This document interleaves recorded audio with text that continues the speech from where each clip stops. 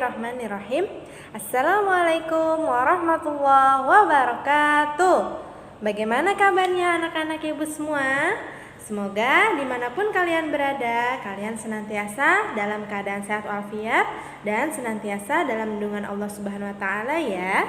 Amin ya Rabbal Alamin. Alhamdulillah, pada hari ini kalian berjumpa lagi bersama Bu Fitri ya pada pelajaran tematik. Nah, seperti biasa, sebelum belajar kita berdoa terlebih dahulu ya. Berdoa dimulai. Bismillahirrahmanirrahim.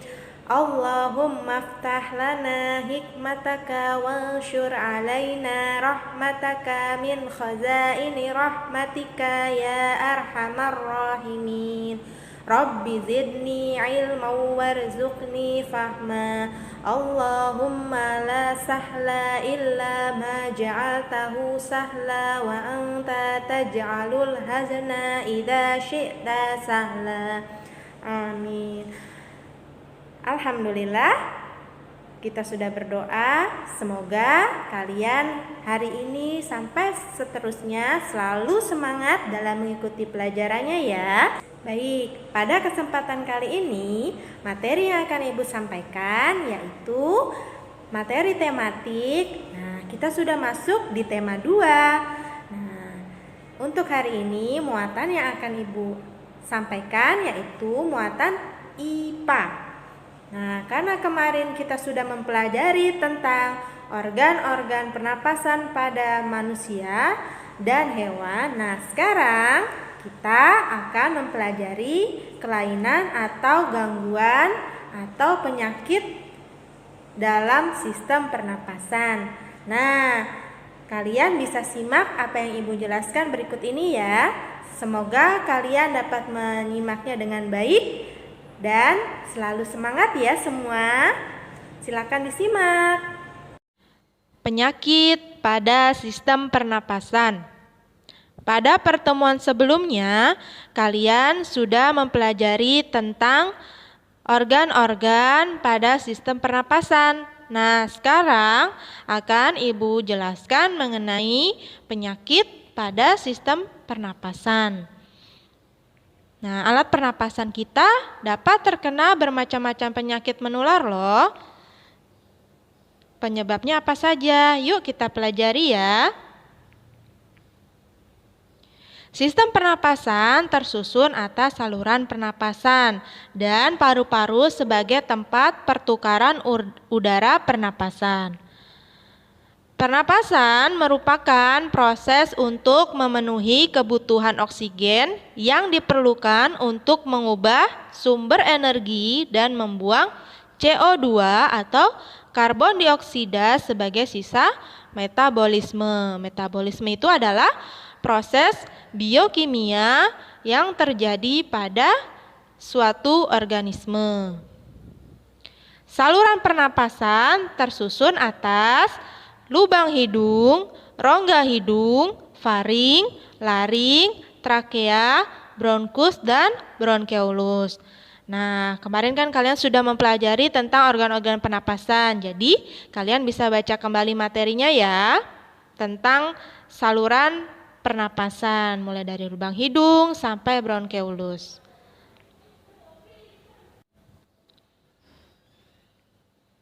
Nah, berikut beberapa penyakit yang dapat menyerang sistem pernapasan. Yang pertama, ada kanker paru-paru. Nah, penyakit ini dapat menyebabkan kematian. Kanker paru-paru dapat disebabkan oleh asap rokok. Nah, makanya jangan sampai kalian merokok atau terkena asap rokok ya. Kemudian yang kedua ada asma, yaitu gangguan pernapasan karena saluran pernapasan menyempit. Akibatnya penderita sulit bernafas. Penyebabnya adalah alergi.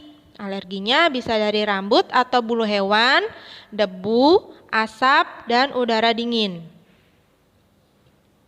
Kemudian ada yang namanya bronkitis, yaitu suatu peradangan pada cabang tenggorokan atau bronkus. atau saluran udara ke paru-paru. Nah, penyakit ini adalah penyakit yang meradang atau peradangan pada cabang tenggorokan.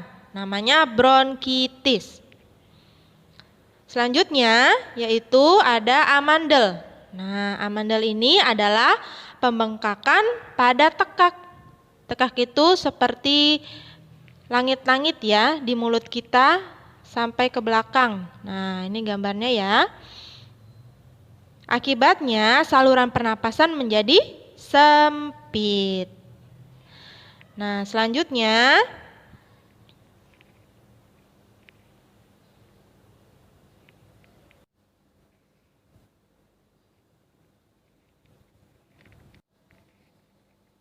ada yang namanya TBC atau tuberkulosis. Nah, penyakit ini disebabkan oleh infeksi kuman atau bakteri yang namanya Mycobacterium tuberculosis yang bersifat sistemik atau menyerang sistem ya, yang dapat bermanifestasi pada hampir semua organ tubuh. Bermanifestasi itu dapat berubah bentuk sehingga dia bisa menyerang bagian tertentu pada organ tubuh dengan lokasi terbanyak itu di paru-paru yang biasanya merupakan lokasi infeksi primer atau yang paling utama itu diserang adalah paru-paru. Bakteri ini menyerang paru-paru sehingga pada bagian alveolus terdapat bintil-bintil. Nah, kalian bisa perhatikan gambarnya ya. Kalau yang paru-paru normal, gambarnya seperti ini. Jadi masih halus ya. Nah, kalau sudah terkena TBC, jadi ada bintil-bintilnya. Nah, seperti ini gambarnya. Ya. Selanjutnya yaitu influenza atau flu. Nah, siapa yang pernah flu? Nah, flu ini ternyata disebabkan oleh virus. Nah, virusnya namanya apa? Influenza. Gejalanya yaitu biasanya ada pilek, hidung tersumbat, bersin-bersin, dan tenggorokan terasa gatal. Biasanya lama sakitnya itu berlangsung antara 2 sampai 7 hari. Kemudian ada yang namanya faringitis, yaitu radang pada faring karena infeksi sehingga timbul rasa nyeri pada waktu menelan makanan ataupun kerongkongan terasa kering. Nah, bakteri yang biasa menyerang penyakit ini adalah namanya Streptococcus pharyngitis. Ya, itu bakterinya. Peradangan dapat juga terjadi karena terlalu banyak merokok. Nah, jadi jangan pernah merokok ya, atau hindari orang yang merokok. Jangan dekat-dekat ya, supaya kita sistem pernapasannya tidak terganggu. Kemudian ada yang namanya emfisema, yaitu penyakit paru-paru yang ditandai dengan pembengkakan pada paru-paru karena pembuluh darahnya kemasukan udara. Nah, emfisema disebabkan hilangnya elastisitas alveolus. Emfisema ditandai dengan pernapasan yang pendek yang disebabkan oleh kesulitan untuk menghembuskan seluruh udara keluar. Ya, karena ada pembengkakan tadi ya. Nah, penderita mengalami batuk kronis dan sesak nafas. Asap rokok dan alfa-1 antitrypsin adalah penyebab kehilangan elastisitas pada paru-paru ini. Nah, jadi emfisema ini adalah penyakit yang ditandai dengan pembengkakan pada paru-paru karena pembuluh darahnya kemasukan udara, sehingga orang yang terkena penyakit ini sulit menghembuskan udara keluar, jadi sesak nafas, dan biasanya ditandai juga dengan batuk yang kronis. Ya, penyebabnya lagi-lagi adalah asap rokok. Nah, itu. Kemudian ada yang namanya asbestosis, yaitu suatu penyakit saluran pernapasan yang terjadi akibat menghirup serat-serat asbes. Nah, ini bahan bangunan ya, di mana pada paru-paru terbentuk jaringan parut yang luas.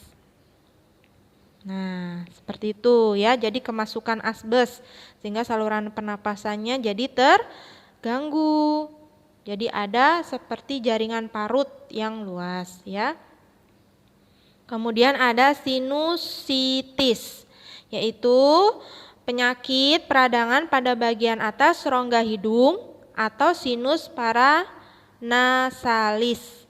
Nah, penyakit sinusitis disebabkan oleh infeksi bakteri, jamur, virus, kemudian menurunnya kekebalan tubuh, flu, stres, kecanduan rokok, dan infeksi pada gigi.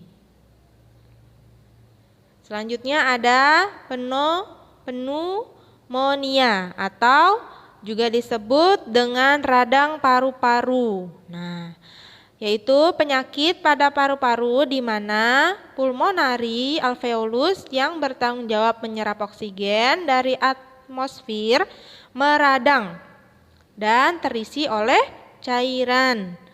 Radang paru-paru disebabkan oleh bakteri. Ada yang namanya bakteri Streptococcus dan Mycoplasma pneumoniae. Nah, ini disebabkan oleh bakteri sehingga paru-paru tidak bisa menyerap oksigen ya, karena terisi oleh cairan dan adanya bakteri yang namanya Streptococcus dan Mycoplasma pneumoniae. Kemudian ada yang namanya difteri, yaitu infeksi pada saluran pernapasan bagian atas. Pada umumnya disebabkan oleh Corynebacterium diphtherial. Nah, oleh bakteri juga ya. Pada tingkat lanjut, penderitanya dapat mengalami kerusakan jantung, demam, lumpuh, bahkan bisa meninggal. Kemudian ada yang namanya rinitis, ya, yaitu peradangan pada rongga hidung sehingga hidung menjadi bengkak dan banyak mengeluarkan lendir. Ya, gejala-gejala yang ditimbulkan yaitu bersin-bersin, hidung gatal, hidung tersumbat dan berair atau ingus encer. Rinitis bisa timbul karena alergi. Nah, kalian bisa perhatikan yang ini ya adalah keadaan normal. Ya, rongga hidungnya normal. Ketika mengalami rinitis, maka hidungnya seperti ada lendirnya. Nih, di dalam ya. Seperti itu ada lendirnya sehingga dia jadi bersin-bersin, hidungnya gatal ya. Kemudian tersumbat, berair ya. Itu.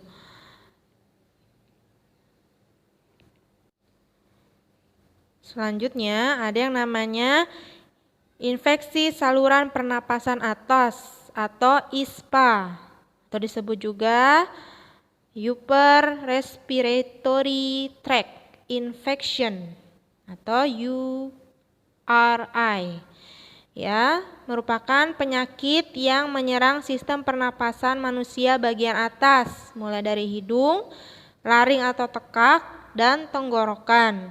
Nah, penyakit ini sering dijumpai pada masa peralihan cuaca. Penyebab munculnya ISPA karena kekebalan tubuh menurun. Nah, ada juga terjadi karena adanya bakteri dari jenis Staphylococcus, Streptococcus, dan Pneumococcus. Nah, gejalanya batuk, suara serak, hidung berlendir, dan demam. Nah, itu tadi beberapa contoh penyakit yang bisa menyerang sistem pernapasan. Nah, berikut akan Ibu sampaikan apa sih penyebab terjadinya gangguan atau penyakit pada sistem pernapasan. Nah, penyebab kelainan pada organ pernapasan. Apa sajakah itu? Yang pertama tadi sudah beberapa ibu sampaikan, yaitu adanya bakteri. Bakteri salah satunya ada namanya Mycobacterium tuberculosis. Nah, ini menyebabkan penyakit TBC ya, karena ada bakteri. Selain ini juga masih banyak bakteri yang menyebabkan sistem pernapasan kita jadi terganggu ya, atau bisa menyebabkan penyakit. Kemudian yang kedua adanya pencemaran udara. Adanya asap ya, baik itu asap pabrik, asap kendaraan.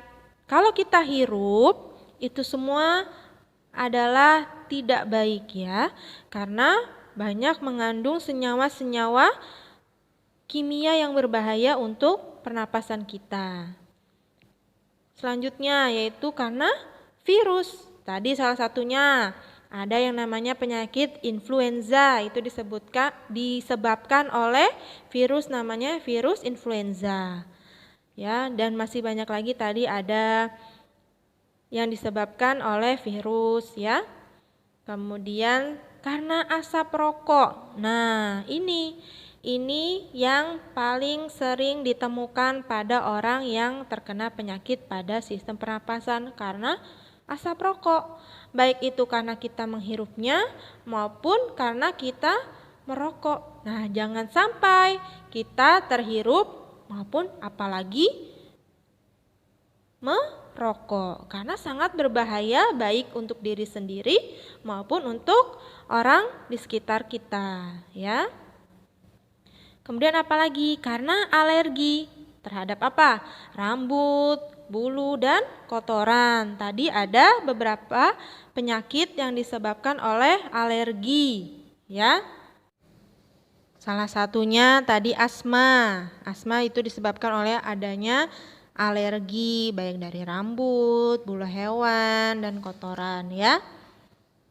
Kemudian apalagi? Yaitu infeksi. Nah, infeksi ya disebabkan oleh bakteri juga ya, jadinya infeksi. Nah, itu bisa menyebabkan saluran pernapasan kita juga terganggu.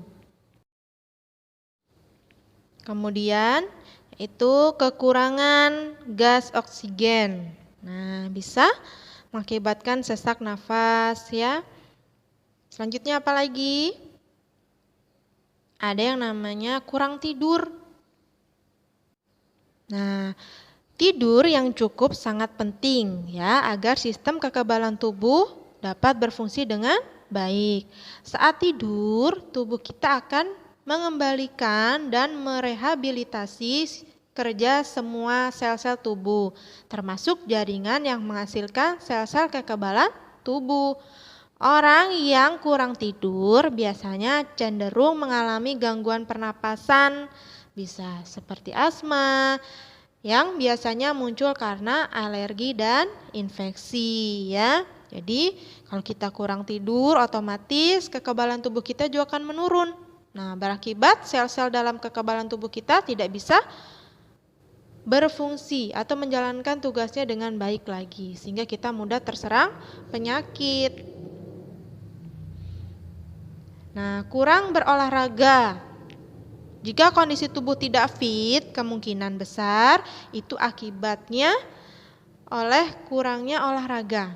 Ya, kurangnya gerak dan olahraga menyebabkan aliran darah tidak lancar, sehingga nutrisi bagi sel-sel, jaringan, dan organ tubuh sangat minim. Nah, sehingga kita juga akan mudah terserang penyakit.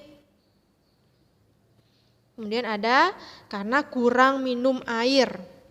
Nah, air bagi tubuh adalah bagian yang paling penting atau bisa disebut bagaikan oli bagi mesin. Nah, tanpa air, organ-organ kita akan seret dan tidak berfungsi dengan baik.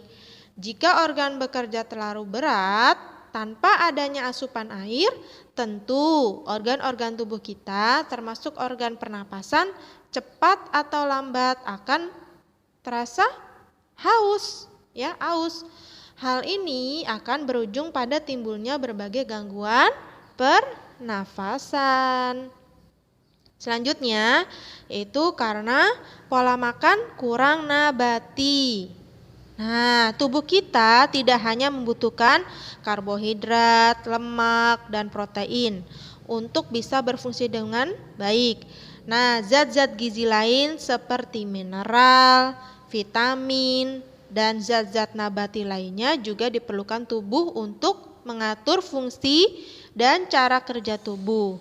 Karena itu, kita perlu bahan makanan yang hijau seperti sayur dan buah yang tidak hanya kaya vitamin dan mineral, tetapi juga bermanfaat untuk kandungan seperti glikosida, antrakuinon, dan flavonoid. Kemudian penyebabnya itu stres. Nah, stres pada kadar yang tinggi dapat mengakibatkan ketidakseimbangan hormon dalam tubuh. Akibatnya, sistem metabolisme dan daya tahan tubuh akan menurun. Berkurangnya daya tahan tubuh seringkali berujung pada infeksi dan gangguan pernapasan. Nah, stres bisa menyebabkan sempitnya saluran nafas dan memicu asma. Jadi, saluran nafasnya akan terganggu, ya. Stres juga bisa ternyata menyebabkan penyakit pada pernapasan kita, ya. Selanjutnya, penyalahgunaan alkohol. Nah, mengkonsumsi alkohol bisa merusak sistem imunitas tubuh. Ya, jika kekebalan tubuh lemah, organ-organ tubuh akan lebih mudah mengalami infeksi. Terutama infeksi yang paling mudah menular, yaitu lewat pernapasan. Nah, jangan sampai kalian mengkonsumsi yang namanya alkohol. Nah, alkohol ini ya bisa menyebabkan tadi apa? Tubuh kita atau merusak ya sistem imunitas tubuh. Sehingga kita akan mudah terserang penyakit karena kekebalan tubuh kita menurun. Ya, itu tadi beberapa penyebab ya, penyebab terjadinya atau kita bisa saja terkena penyakit pada sistem pernapasan ya.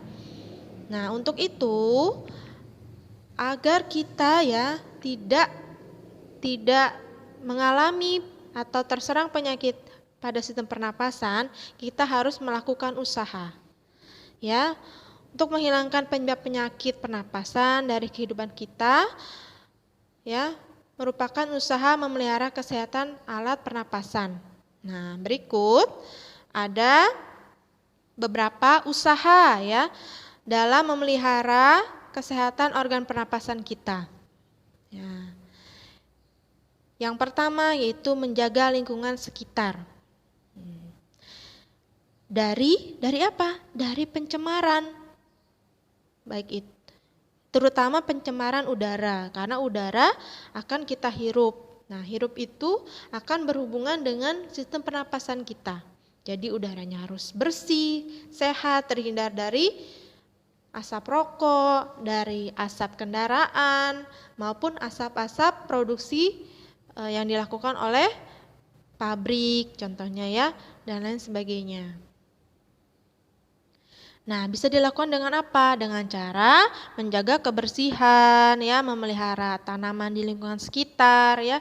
Jangan ditebang pohonnya supaya bisa menjadi tempat ya, pohon itu bisa menyerap zat-zat yang berbahaya ya, sebagai pelindung kita juga.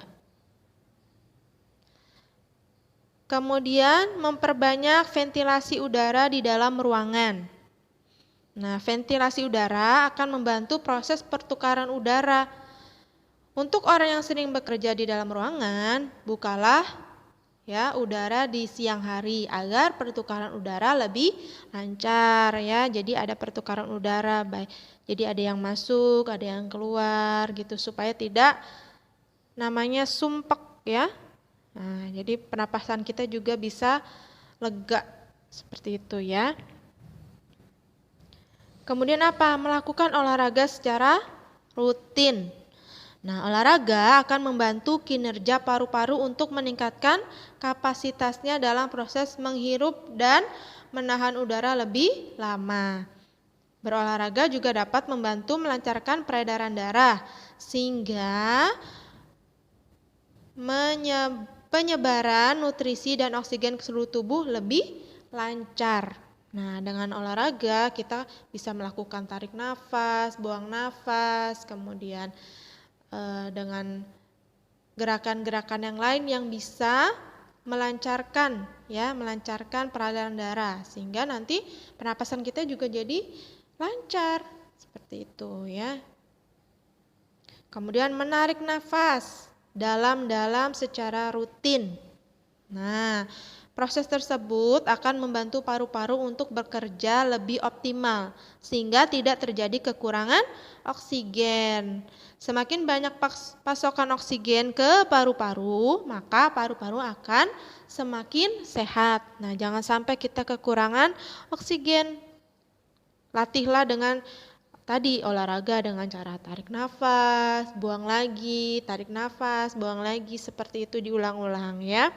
Supaya pasokan oksigen di paru-paru kita tidak kurang. Kemudian yaitu memperbanyak konsumsi sayur dan buah. Nah, kedua jenis asupan tersebut mengandung banyak antioksidan alami yang berguna untuk menangkal radikal bebas yang memicu kerusakan organ. Nah, pada sayur maupun buah itu kan terdapat vitamin, mineral, protein, ya. Kemudian gizi-gizi yang lain itu bisa menangkal radikal bebas. Nah, radikal bebas ini kalau tidak ditangkal, ya, tidak dicegah, itu akan memicu kerusakan organ, termasuk organ pernafasan. Untuk itu, jangan malas-malas makan sayur dan buah. Karena fungsinya sangat banyak dan bermanfaat untuk tubuh kita. Selanjutnya yaitu istirahat dengan cukup. Tidurlah selama 6-8 jam per hari. Karena saat tidur, sistem kekebalan tubuh kita akan meningkat. Selain itu, proses regenerasi sel juga terjadi saat tidur. Tidur berkualitas akan membuat tubuh kembali bugar pada saat bangun. Ya. Dengan tidur nanti akan terjadi regenerasi sel. Ya, perbaikan sel lagi. Supaya tubuh kita bisa fit lagi, bugar setelah bangun ya. Jangan kurang tidur, istirahat yang cukup. Selanjutnya yaitu menggunakan masker saat bepergian. Jika kalian bepergian menggunakan sepeda motor atau berjalan kaki, gunakanlah masker agar asap kendaraan bermotor atau debu tidak masuk melalui organ pernapasan. Nah, apalagi sekarang ya, ada yang namanya virus corona. Nah, kemana-mana kita gunakan masker supaya terhindar dari yang namanya virus, ya, maupun debu atau asap, ya, asap kendaraan maupun debu dari jalan. Kemudian tidak merokok dan tidak bergaul dengan perokok. Bergaul dengan perokok berarti ikut menghisap asap rokok secara tidak langsung atau disebut perokok pasif. Nah, perokok pasif lebih berbahaya daripada perokok, ya, karena merokok terbukti menyebabkan berbagai penyakit, termasuk penyakit organ pernapasan, ribuan toksin, ya, zat berbahaya yang ada dalam rokok akan tertimbun di paru-paru dan menyebabkan kinerja paru-paru tidak lagi optimal. Tadi bisa menyebabkan apa? Kanker paru-paru dan lain sebagainya tadi ya dari asap rokok ini. Makanya hindari yang namanya merokok, bahkan bergaul dengan orang yang merokok. Karena asapnya bisa terhirup oleh kita dan bisa berbahaya untuk tubuh kita. Selanjutnya, jangan minum minuman beralkohol. Minuman beralkohol terbukti dapat menyebabkan kerusakan organ dan menyebabkan sesak nafas. Nah, itu tadi ya usaha-usaha yang dapat kita lakukan untuk memelihara kesehatan organ pernapasan. Ya, tadi sudah Ibu sampaikan mengenai penyakit-penyakit organ pernapasan, kemudian penyebabnya, dan sekarang pencegahannya. Alhamdulillahirrabbilalamin. Sekian penjelasan dari Ibu untuk hari ini. Semoga apa yang Ibu sampaikan dapat kalian pahami dengan baik dan juga dapat bermanfaat untuk kalian. Ibu mohon maaf apabila terdapat kesalahan dalam penyampaian. Semoga kalian selalu semangat dalam mengikuti pelajaran. Sebelum diakhiri, seperti biasa, kita berdoa terlebih dahulu ya. Bismillahirrahmanirrahim. Subhanakallahumma wa bihamdika asyhadu an la ilaha illa anta astaghfiruka wa atubu ilaik. Ibu akhiri. Wassalamualaikum warahmatullahi wabarakatuh. Sampai jumpa.